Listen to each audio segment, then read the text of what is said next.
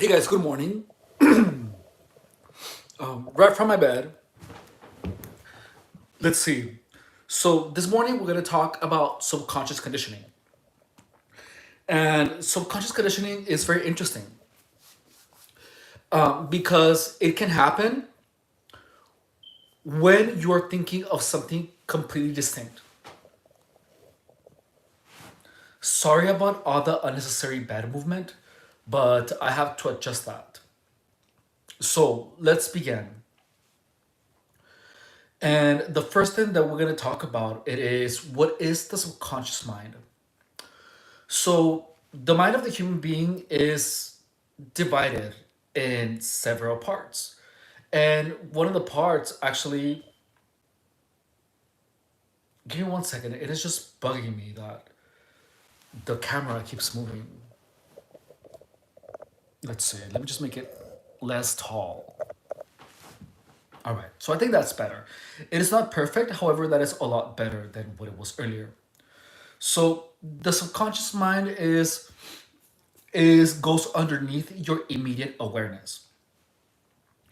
And for example, it is like your mind talking to you. That is your subconscious mind. And the mind, your mind, and there is your mind's mind. So that might be a little bit strange to hear. But your mind does its own functions while you're doing something else. So your conscious mind is you right now, paying attention to this. Hey, Ree, good morning. How's it going? Welcome. So conscious mind is you right now, what you're doing now. That is the conscious mind. That is when you make a decision. It is the ruler, the one that has the steering wheel, the driver. The subconscious mind is like is your mind, and it has a mind of its own, but you train it. So for example, when you were young and you felt thirst, hey, good morning, Noah.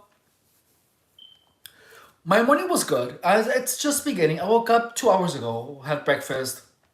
It's amazing. So, so the subconscious mind, you train it, and you have been training your subconscious mind your entire life. So it is subconscious because you are not immediately in charge for it, but you train it to behave in a certain manner. For example, when you were a kid and you were thirsty, what did you do? You were actively looking for where to drink water, right? So that is you training your subconscious mind to whenever you feel the need of thirst, your subconscious mind will start looking for water.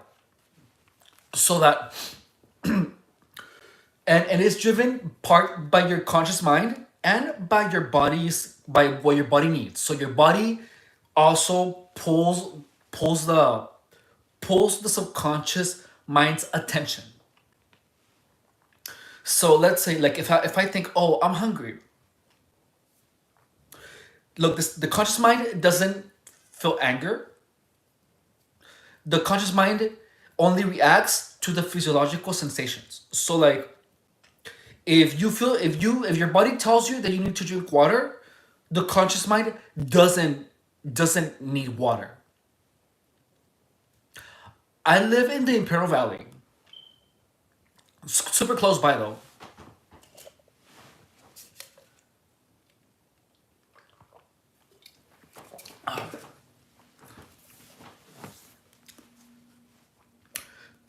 Why do you ask?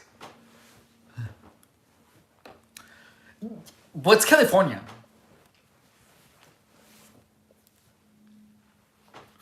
But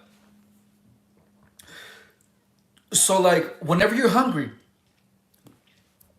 your conscious mind isn't hungry. What's hungry is is your body. And your body creates a sensation that tells the conscious mind, hey, I'm hungry. That was really close though. Good guess. So so it starts like that. So the subconscious mind starts looking for sources of food whenever you're hungry. And even though you're distracted, your subconscious mind will start looking for things that it can eat if you train it that way. But if you, and let's say that you have that you're always find that you always get food, that you train your subconscious mind to get to eat food immediately after it feels hungry. Let's assume that. So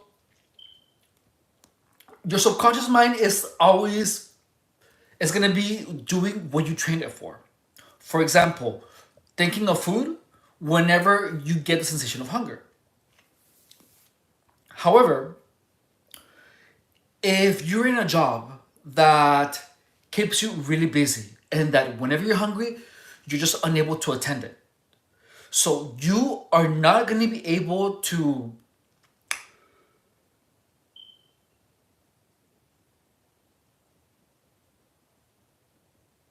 attend the immediate hunger.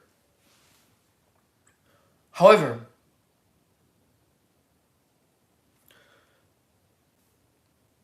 the lack of actually attending your hunger makes your mind, but is retraining your subconscious mind to ignore the hunger. And if you do that enough, you are training your subconscious mind to ignore the sensation of hunger. But the sensation of hunger is still going to be there because you cannot do that. That the hunger is objective, not subjective. So when your body's hungry and it needs to eat, it needs to eat. It is telling you, hey, I'm gonna activate the sensation because the immediate source of nutrition is running empty. And if it keeps running empty for too long, I'm gonna have to use muscle or fat. And like, we all hope it's fat, right? However, it is easier to burn muscle than fat. So you're gonna most likely, well, actually, let me see. I'm not sure. I don't want to make up shit. I don't want to lie to you guys and then like assume that I know everything, and then but like lie to you. Let me see. So I think that depends on the amount of activity, on the type of activity that you do. Let's see. If you don't eat, does the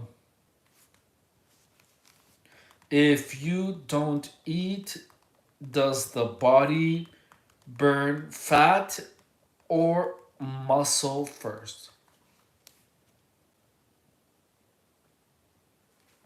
Okay, so here's the answer. When you don't eat, your body will primarily burn stored carbohydrates, glycogen, okay, and your liver and muscles first. So your muscles do get smaller. However, it is not destroying the muscle tissue before burning fat. God, so I used to be a personal trainer, and I haven't been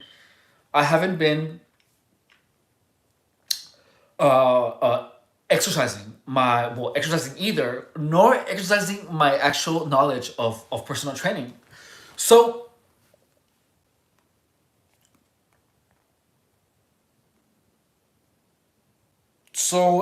I just haven't. I'm a little rusty in that aspect. Okay, so it's gonna start burning glycogen and carbs before it starts burning your fat. So, but the thing is that is a significant a drastic change in our modern society because our muscles are. I mean, our we're because food is so abundant. Oh, okay, Bree. Thank you for listening. I appreciate you. So the fact that food is so abundant, the fact having having your body stay, well, the drastic change from whenever there's food so abundant and we have easy access to food, it can be considered significantly drastic to have your body, resort to burning glycogen and burning fat as sources of energy whenever there's so much food abundant. So your mind is gonna be like, okay, well, for this change to for me to get used to this change, you have to do this a lot. So pretty much when you feel hungry, it is your mind telling you, hey, I am running out of immediate energy sources. So I'm gonna resort to glycogen. But we have programmed our minds to tell us that change means hungry, means hunger. So all of those cues can actually be reprogrammed. For example, why do you think that people usually eat when they're thirsty? Like if there's no food around, but they're thirsty, and the actual my your body telling you that you need to drink water, people confuse it with thirst. And the truth is that food typically has some sort of liquid in it, so it will satiety. What is that word? Satiety. Give me a second. I don't, I'm not sure how you say that verb. Satiety. Sated. Feeling of being sated. Satisfaction. Satiety. How do you pronounce that shit? Satiety. Satiety. Oh yeah, well, that's fine. Okay. Well, but do you have? Thank you, Eternal. Let's see, bro. Do the cops also follow you around in stores? So, I'm gonna answer that question once I'm done telling this. So just give me 1 second. So, yes, you can. Well, in conclusion, you can actually train your mind to be hungry instead of thirsty. And as long as the need gets changed, you can actually program your mind to tell you something else. You can program your mind to tell you whatever it is you wanted that you wanted to program it. So like you can train your mind to behave as if it was someone else.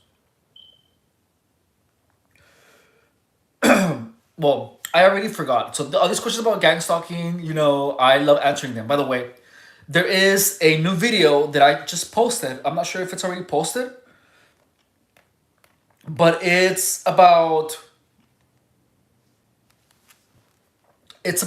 so at 33 years old, ask me that question about the engagement or children in gang stalking being participants.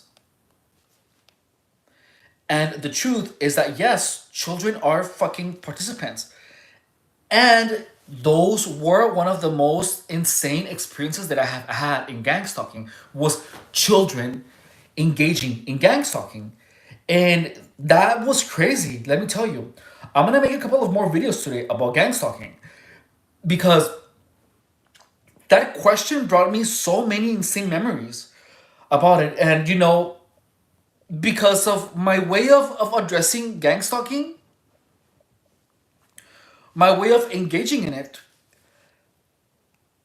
I completely changed the game. As in, my experience of gang stalking was completely different than what it was before I began to try to find out what it was about.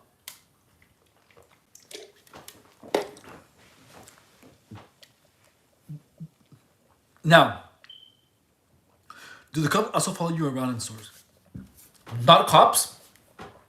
So now I'm gonna answer Eternal 13's question, which says, bro, do the cops also follow you around in stores or in cares wherever you go? The truth is that no, but I'm gonna tell you an experience that has to do with cops. Oh, thank you. Me too. My mom got it for me at some of like her work factories. The colors are cool, right? So I remember one time I was at work and I was working at O'Reilly Auto Parts. And then what happened was that all of a sudden the store went quiet. And I heard a coworker said, Oh yeah, I'm not paying for insurance for my car because it is like $300 a month. You know, it is like $300 a month, and the ticket for not having insurance is like 300. So I prefer to save $300 a month. So it was to me it was weird because no one at work was saying anything, and that was the only voice that was audible in the store. So I thought to myself, I heard it, and I fell for it. Because when I heard it, I was like, well, that's true. If that's true, then that's cool. So I stopped paying for my car insurance. But I began spending those $200. I began putting those onto the car payment. So so I'm practically done paying my car. But what happened was that I got stopped by the cops twice, and none of them checked for my insurance. They didn't. Like I got stopped twice, three times for a headlight. And whenever I said, "Oh, let me find my insurance," I just pretended like I had it, but I wasn't paying it. Because I decided to reallocate that money to make the car payment, and I was gonna drive really careful, and I was driving super careful at the speed limit. My driving was perfect,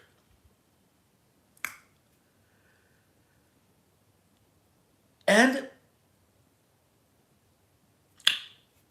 the times that I was stopped, none of the cops, none of them checked my insurance. They ignored it. They fucking ignored my insurance.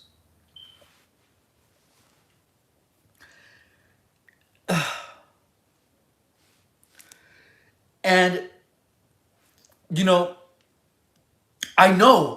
So this is the thing. They wanted to search my car, but I know my rights. And I know that what I was in possession of, dogs cannot smell it. So a dog can search your car, but a cop can't. So I'm gonna share this experience, all right? So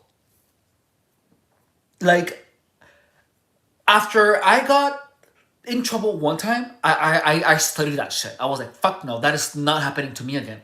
So like I studied my rights and all of that shit. So I was an expert. I was an expert in getting stopped and dealing with the cops. So dogs cannot smell. So I have a friend that has his canine, and he told me all this shit.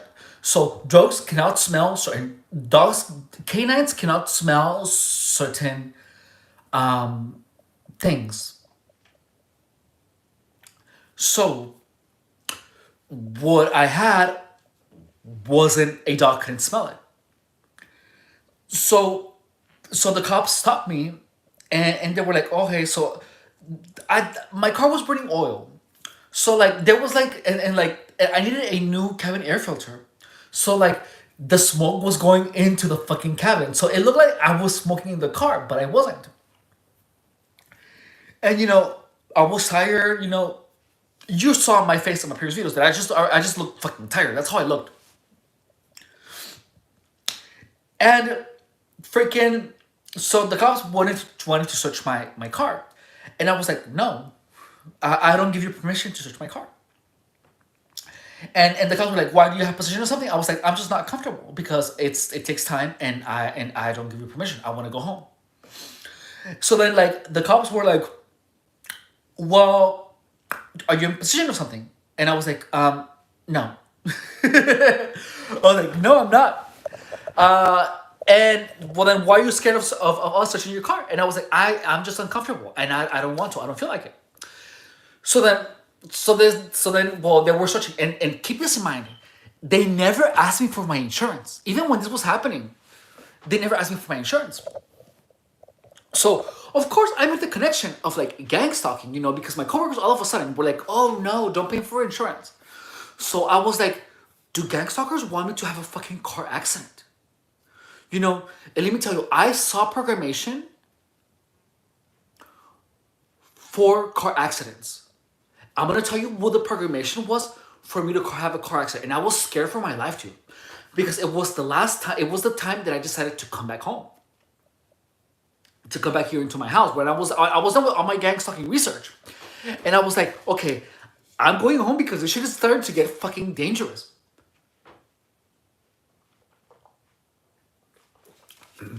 And I'm gonna tell you the programmation for speeding up your car. Oh my god, this is gonna be the shit today. Today's coffee talk, or in this case, energy drink talk, is gonna be on the fucking hook. Oh my god. So, fuck, shit.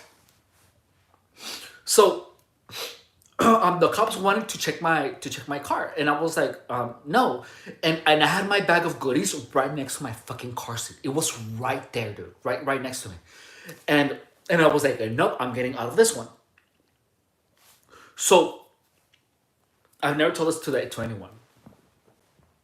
Okay, well, that happened, and then they were looking at me, and let me tell you, I wasn't 100% sober, but and this might come to bite me in the ass, but I'm gonna tell you is that never be under the influence when you're driving. That's the one thing that I can tell you. Never be under the influence. And always respect the cops, and everything is gonna be for your best interest. So, because it's gonna save you problems that could get worse. But I was on my five senses, but I was tired. Yeah, I was always tired. But I made sure to have the precaution of a fucking god. you know. So like I was always like in the middle of I drove perfectly, and not because I thought I drove perfectly, it's because I knew I drove perfectly. I was just I always when as regardless of how tired I am, I always drove perfectly. I made sure of that because I don't want to have a car accident. So I was driving, and I was stopped because of one of the headlights wasn't working. But then the smoke inside the car and whatever. So of course it's natural for someone to make that assumption. Plus, I looked tired as fuck. Completely understandable. So, and it was like 2 in the morning, and I was driving back here. So, the cops, of course, they were getting suspicious because one, there was smoke in the cabin. I looked tired as fuck. I didn't want the cars to check my car. So, the cars were like flashing the lights on me from their vehicle. So I was like pretending to be asleep, to be like super tired, even though I wasn't. I was awake as fuck. So so I was pretending to like be tired and like to be really sleepy, because that would imply that I was tired. That would tell the cops indirectly that I wasn't under any type of amphetamines or anything that would keep me awake, because I look like a crackhead. Let me tell you. So I was like just like this, like I was pretending to be asleep, and then I was like yawning. I was like doing the works. So I knew that they were doing that because they were shining the light on me. So I was doing that, and then after 5 minutes of that, it was like 10 minutes actually, of them checking my papers. They weren't checking my papers. They were observing what I was doing. So then that's when I realized that fuck, my bag of goodies is right beside me, and the bag is fucking sus. It is like a fucking kangaroo bag. What are those called? A fucking what are those bag called? A fanny pack. It was in a fucking fanny pack that pretty much said drugs on me. So a person that looks to be on drugs, that with a fanny pack in the car in a weird position says, "Look, this is my drug bag." And guess what? That fucking was my goodie bag. I'm not gonna tell you what it was because that's not important. The importance was that it was right there. And then so after that, the cops came because I wasn't gonna let them search my car. I mean, I wasn't gonna let them actually look in my car because if they did, they were gonna find it and I was gonna get in trouble. So I was like, no, I know my rights and I already knew what was gonna happen. So I was like, trust your instinct. So I trusted it. So then the cop came and said, well, we're gonna have to do a canine search. And I was like, I brought the memories to my friend. I know that dogs cannot smell what I have. I know they can't. So I was like, okay, whatever. But but inside of me, I was fucking cold, man. I was like, oh my god. I was like, it was insane. Like, I was like, I'm gonna either be a badass or I'm gonna fuck myself in the ass. Oh man. So then I felt cold. I was like, fuck, fuck, fuck, fuck inside my head. But from the outside, I acted like a cool cat, like the Pink Panther. So I got out of my car and then I was just like, you know, and then I was looking at the cop. Also, I had my eyes turned away from the car. I was talking to the cop. And Bob, like, we were just having like a nonchalant conversation, and I was like, like, oh, I'm so tired. But like, I was so full of shit, dude. So I was talking to the cop, and I was like, oh, I don't care. You can do whatever you want, you know. And then they pulled the dog out, and then as the dog gets pulled out, the cops began to ask me a question, and then I just like look up with my side to the side, and then like the car is like smelling the tire, the dog is smelling the tires, and then the cop was like, well, before we continue this, do you think that there is maybe on the floor of your car something that the dog might smell, or that might be like something that you accidentally dropped, that the dog could catch on, and because if the dog checks something, we're gonna have to search your car. And then I was like, no, because there wasn't. Everything was in the fanny pack. And well, this happened, right?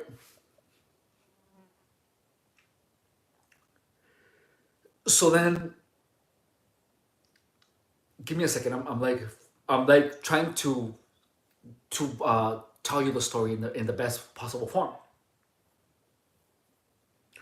Well, then I looked back and then I saw the dog, like smelling under the car and whatnot. And then the cop was like, "Are you sure? Because we're gonna have to actually do a search your car if the dog finds something." And then I was like, in my mind, if I tell them that there is something that they could possibly find, oh, and she was like, because if we find something, it's gonna be worst. So then I didn't think about it because in my mind, I immediately thought if I say that there could be something on the floor, that me saying that is gonna give them permission because these fuckers always try to trick you. And if I say that there could be something on the floor that the dog can smell, that in itself is gonna give them permission to search for my car. I was like, they already fucking did this to me once. I'm not gonna be fucking tricked again. Fuck them. So then and it said, if we find something and you say no, it's gonna get worse. I was like, this fucker is trying to get me to admit to something. Because saying that there could possibly be something on the floor that the dog could find is admitting to actual possession. So I was like, that's why I did my homework. And I was like, no, this bitch is trying to get me. And it was a woman. So then I was like, oh no, whatever, you can search. So then at this point, the cop was like, she put a face like that. Like, so then that in itself told me that's exactly what she wanted. She wanted me to admit indirectly that there was something in my car. But nah, honey, Not with those last season Prada shoes. So that happened. And then I heard a car door open. I didn't give them permission to search into my car. So I was like, oh my god, the fucking cop is distracting me so that I wouldn't look at the car while they're actually searching for my car. And then I had a flashback of my fucking baggie right by my fanny pack with all the contents next to my driver's seat because I dropped it there right before I got out of the car. And then I was like, if the cop is distracted, I began making connections. I was like, the cop is distracting me. I'm with questions about the car. If I'm not looking, there is a possibility that the fucking cop could look into my shit and look at the fanny pack and somehow make the dog bark. And the dog and if the dog barks, when the cop looks at my bag, I am fucked. So I immediately turn around. And guess which door they open? The passenger in the back. And there was a part of the fanny pack that you could see. So I turned and I didn't take my eyes off the cop with the dog after that. Because I was like, you are not gonna fucking play me dirty and fucking say that the dog caught something. So I turned around and I just kept my eyes intently on the fucking dog. And the fucking then the cop opened the driver's side door where it was abundantly clear that there was a fucking drug bag right there. And I got cold. I was like, that fucking dog better not fucking bark. So then I was intently looking at the cop and intently looking at the fucking dog. And I even walked and moved so that I could see that they weren't grabbing any of my shit. And there was like no command because I was gonna say it if there was some type of fucking command. And then the dog saw the cop saw it, but the dog didn't notice it. And the cop was making the dog smell the bag right there. And I saw that the fucking cop wanted to grab it because he knew there was some shit there. And he was right. But I was looking. I was like, and guess what? Because I was right. The dog couldn't smell what I had. Because there's some shit that dogs cannot smell. And I knew my rights. I knew that the dog, I didn't give permission for the dog or for the cop to grab anything. Even though the evidence was there, and even though the cop knew that there was something there, because he only had suspicion. And even if the cop grabbed it without me giving consent, even if the cop grabbed it, it could not be used against me because I never gave consent in the first place. So I saw the cop. The fucking cop was like, oh, it's there, but he couldn't do shit about it. So, he tried to make the fucking dog bark, but I was right. The dogs cannot smell everything. Every substance. There are some substances that the dogs cannot smell. So, that happened. And he had to pull away the dog. And Efren won. Woo, girl! I didn't get in trouble, but I knew my rights. So so I'm gonna tell you this right now. Cops work you in a way that you will admit to something. without you knowing. I was so mad the first time that the only time that I got in trouble, even though I ended up going to like to uh to meetings because I wanted to keep a clean record, and my record is still clean. Now I have nothing to worry about because I'm a pristine driver, and I don't do anything. I don't do anything. I only do coffee, and that's it, and pre-workout. Oh my god, I forgot I have pre-workout in the car. Okay, so well that happened, but guess what? They searched my car, but they never checked me for insurance. And I thought, isn't it a coincidence? So then, like, after a while, I was like, could it be possible that gang stalkers wanted me to lose my car? Because when it was, because when that conversation happened between my coworkers, the store was quiet, and the only voices that I would hear was that conversation. I didn't hear anything else in the store. And then all of a sudden, I got stopped by cops, but none of them wanted to check my insurance.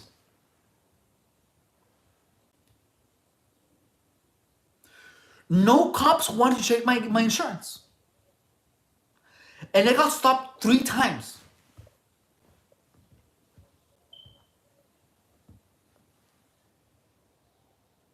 So, clean record. Thank God. Bendito sea Dios.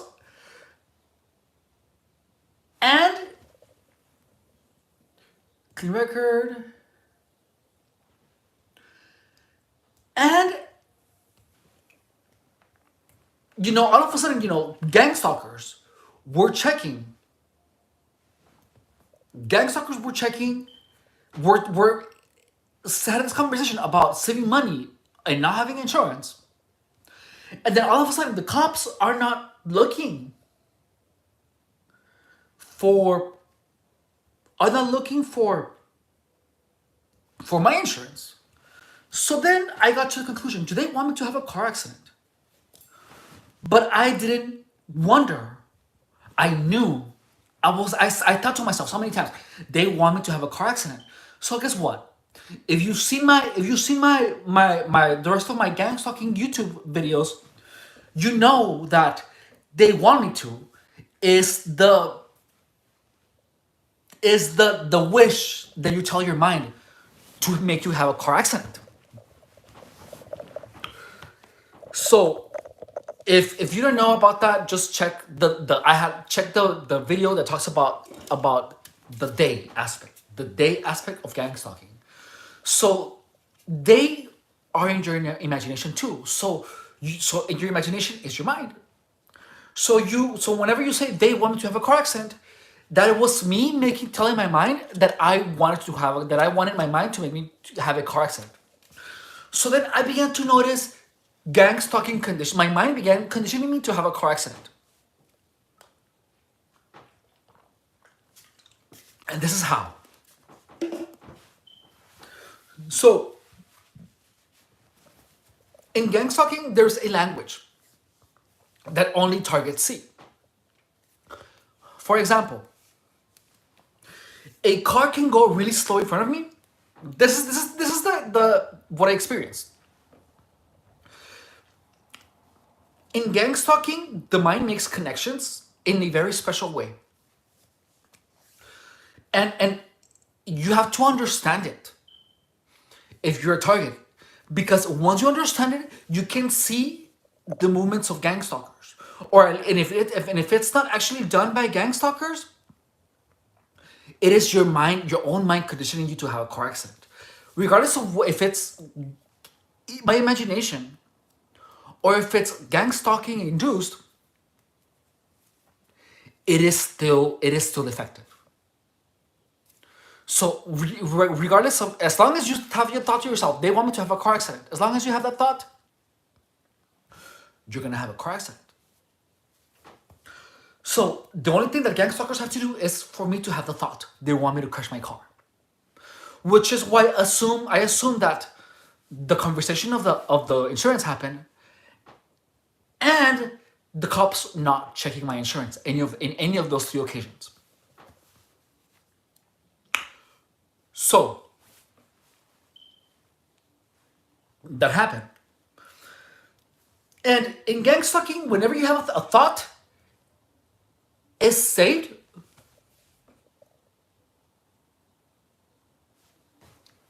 oh my god. So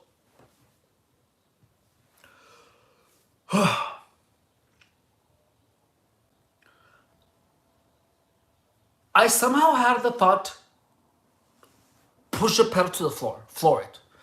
I don't know where that thought came from, but I was really scared because I never have that expression. And I was like, did gang stalkers somehow put that thought in my mind? Because I never expressed this. That expression is not mine. And whenever I have that expression, I had that thought, and then I did the motion of my foot to push on the fucking pedal. So I was like, what the fuck is going on? I was genuinely scared for my life. That's the only time that I was actually scared. So around those days, it was actually like 2 months ago. I was pushing the gas pedal, and it happened where I had to. There was a white car in front of me, and the white car had it stayed in the same lane, and it was making the turn signal. It had a turn signal to the left, to the right, on. So that to me meant they want me to look that way. That's just how that is. So that is how it's gonna happen. So whenever someone has a turn signal to a direction, you're gonna look towards that side, right? But on that side, right next to the car was another white truck with two with the hazard lights on. So there was a white car, that a white work truck that got right in front of me first. So I was driving, and I always drive at fucking the speed limit at 65. And then all of a sudden, the truck was at like 50. And I was right behind it. And the car only had one turn signal on. So then I looked to the car right next to it. And then whenever I looked at the turn signals, my mind said, that means accelerate. That means push the pedal to the floor. Why did I have that thought? Because in order to get out of the car, so as soon as I had that thought, the car next to it moved.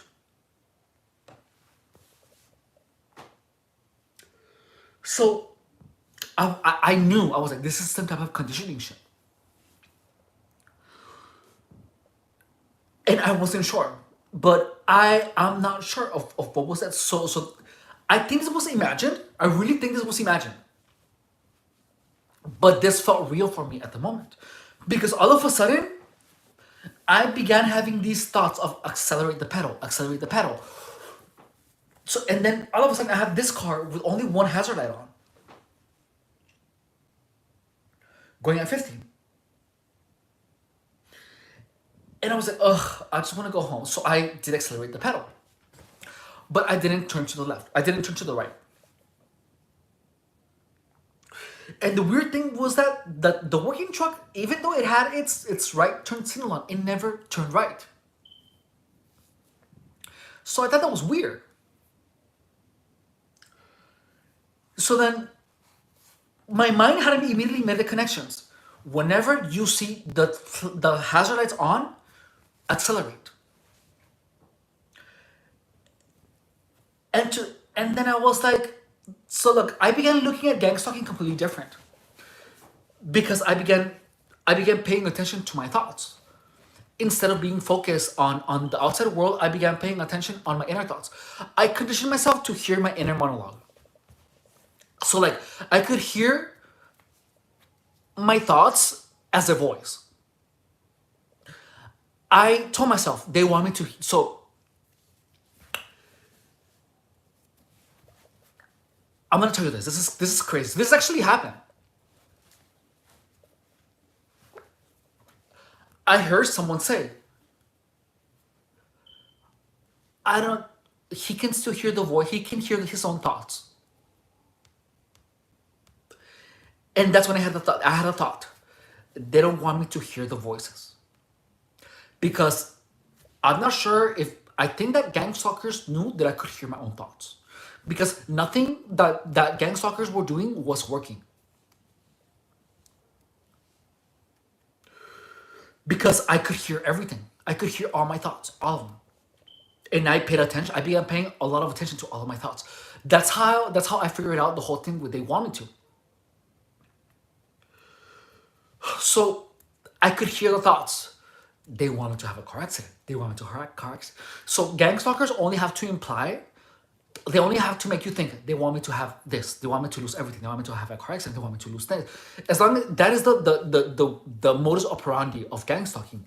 So they want you to have those thoughts because those thoughts, that's how gang stalkers command you. So like whenever I smiled, I remember this. Whenever I smiled, someone went like, ugh. And I thought they want me to stop smiling. That's the gang stalking language. But gang stalkers hope that you don't know that. Gang stalkers know that you don't know how they're talking to your mind. But gang stalkers are literally controlling your mind during gang stalking. So the only thing that gang stalkers have to do for me to have a car accident is by making me have a thought. They want me to have a car accident. And I had it, and then my mind was working ways to make me have a car accident. And I knew exactly how my mind was doing it. So like for your mind to make you do something, your mind has to have a method of doing things. And the thing is that for that to happen, you have to understand it, whether you know it or not. You understand it. So I, notice that little by little, gang stalkers just began implying, we want you to have a car accident.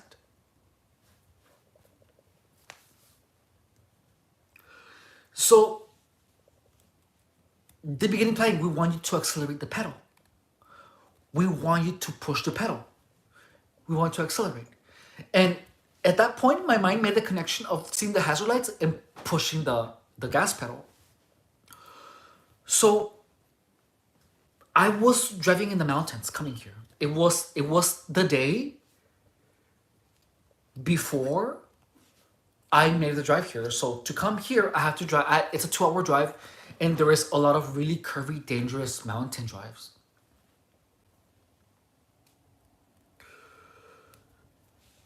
And I was so scared because my mind was literally saying, we want you to have a car accident. They want me to have a car accident. They want me to have a car accident. My mind didn't stop fucking repeating that, dude. And I was scared. That was the only time in gang stalking that I was genuinely scared for my life. We want you to have a car accident. We want you to have a car accident. They want me to have a car accident. They want me. And my mind was trying to steer the fucking steering wheel off the fucking road. No joke. They want me to have accident was the command. That was the fucking command.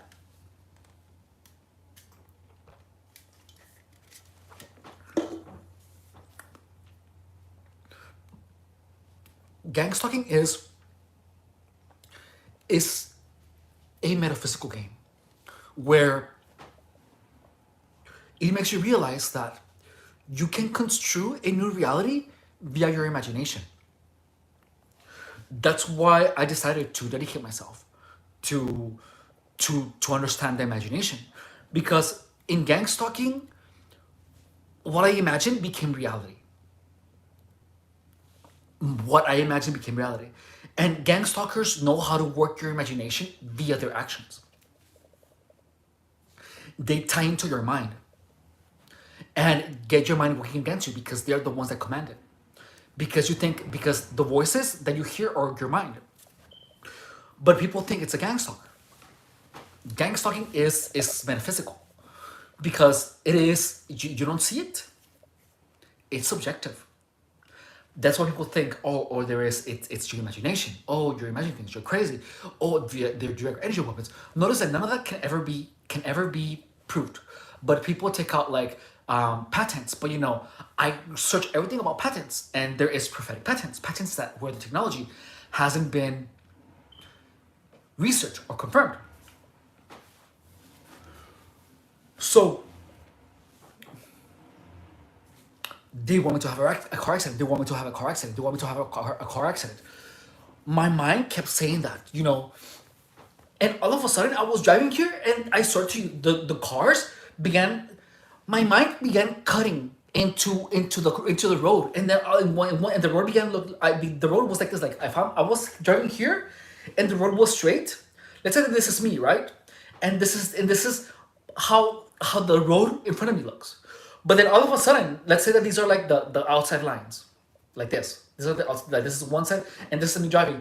So then all of a sudden, my imagination began cutting the road like that, and I had to drive like that, because I was trying to keep with the road. And I was like, oh my god, they want me to have a fucking car accident. And guess what? They want me to are the magic words in gang stalking. So I was like, they want me to have a car accident. It was the scariest experience I've ever had. That was the only time in the entire 7 years of gang stalking that I was genuinely scared for my life. Because I began feeling my mind trying to pull the fucking steering wheel outside of the road. I had to stop. I stopped and I put myself on the I put myself on the fucking side of the road. And I was like, I'm tired. So I was like, do I do more drugs? Because I'm tired? It's gonna help me stay awake. So I closed my eyes. I rested for 10 minutes. I ate a protein bar. I woke up. And I did a little bit of drugs. I was an addict. I'm sorry. I just was. So then I made it all the way to the rest stop, and I went to sleep.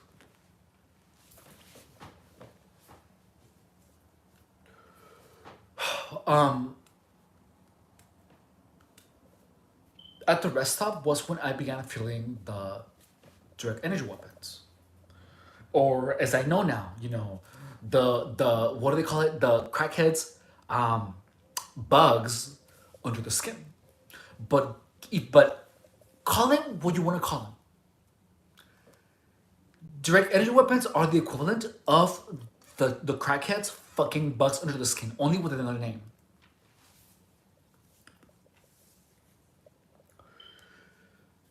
Well,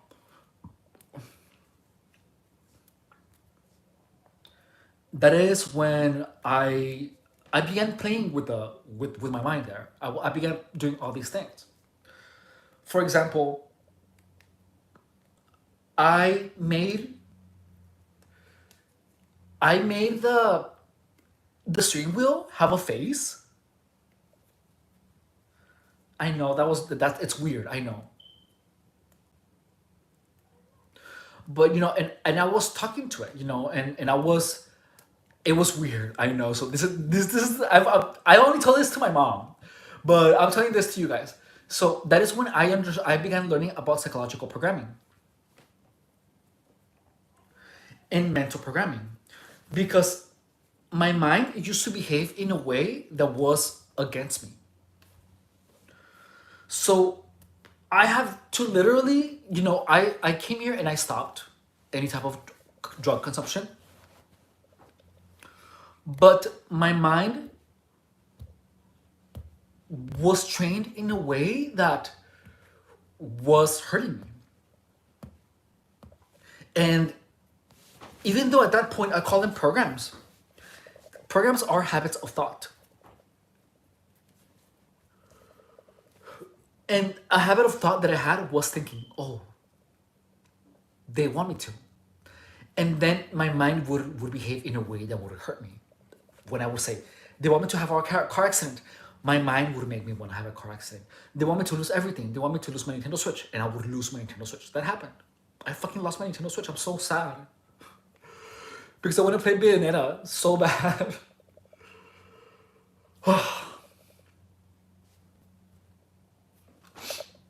And that's the truth, guys, is that gang stalking gives controls to the people, to gang stalkers, the behavior of your mind. And you have to stop believing in gang stalking for gang stalking to stop. And it's really weird, but it's the virus of the mind. It's like how do you stop believing in this? So you stop believing in it by understanding the psychology behind it. And once you understand the psychology behind it, only then you can control your mind. And you do not allow other people to control it. The truth is that the way that gang stalking is done is via confusion. You never know if there's a gang stalker there or not. But there's a point where there's no more gang stalkers. And the only gang stalkers that exist around you are the ones that your mind is creating. And those gang stalkers you never see, but they're there because they fuck with you. They sway your car, they have conversations, they do everything that a gang stalker will do, but you never see them because they're in your head. But they exist. And you have to learn how to not have gang stalkers inside your head. You have to learn how to not imagine gang stalkers. Gang stalkers only exist in your head because you are allowing them to. So once you have a control of your imagination, you control gang stalking. And you cannot have anyone to make you have to stop thinking to yourself, oh, gang stalking, the gang stalkers this, gang stalkers that. You just can't. You have to literally just imagine things about yourself and about the future. You cannot entertain the subject of gang stalking at all. So the only reason that I can safely talk about this in this channel now is because I don't have any more gang stalkers in my mind because I already identified them. I don't imagine gang stalkers anymore. I don't.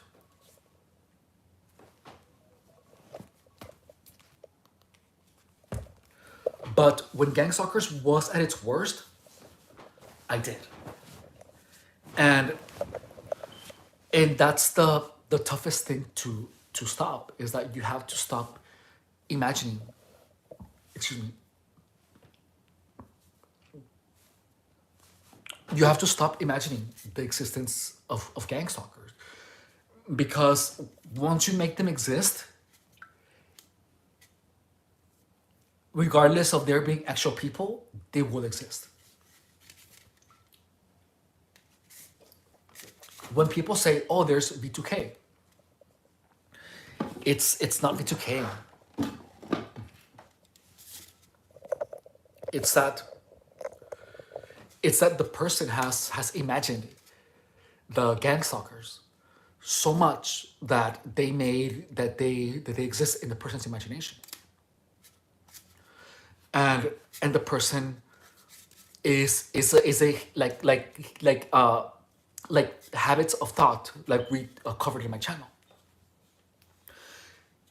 If you habitually to imagine things, your mind is made out of all the habits that you have. So the moment that you stop imagining gang stalkers for long enough, only then you're gonna be fine. Because gang stalking is literally your imagination working against you. And your imagination has the power of, how do you say, the thing with gang stalking is that gang stalkers have a complete command, a better command of your mind than you possibly ever will. Because you believe that gang stalkers can do to your mind whatever it is that you want them to.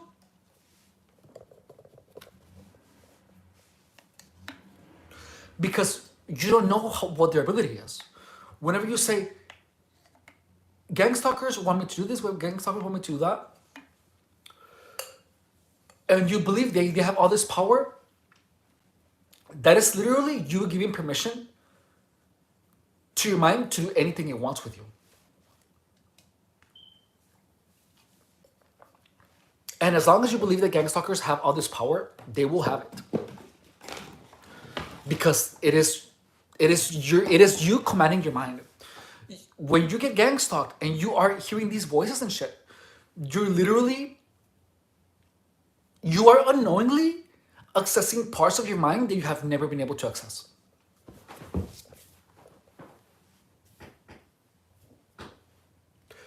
And it's the belief in itself that gives gang stalking such power.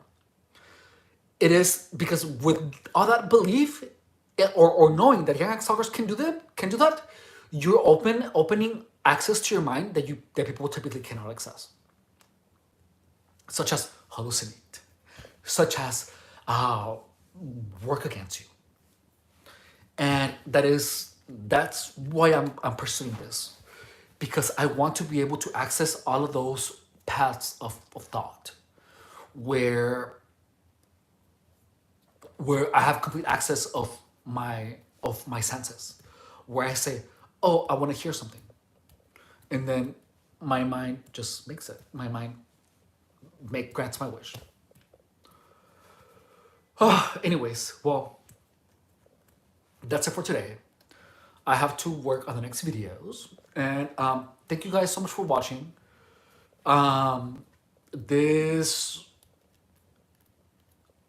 This has been a really good conversation. I appreciate you guys listening. Have a good day, and I will see you guys tomorrow.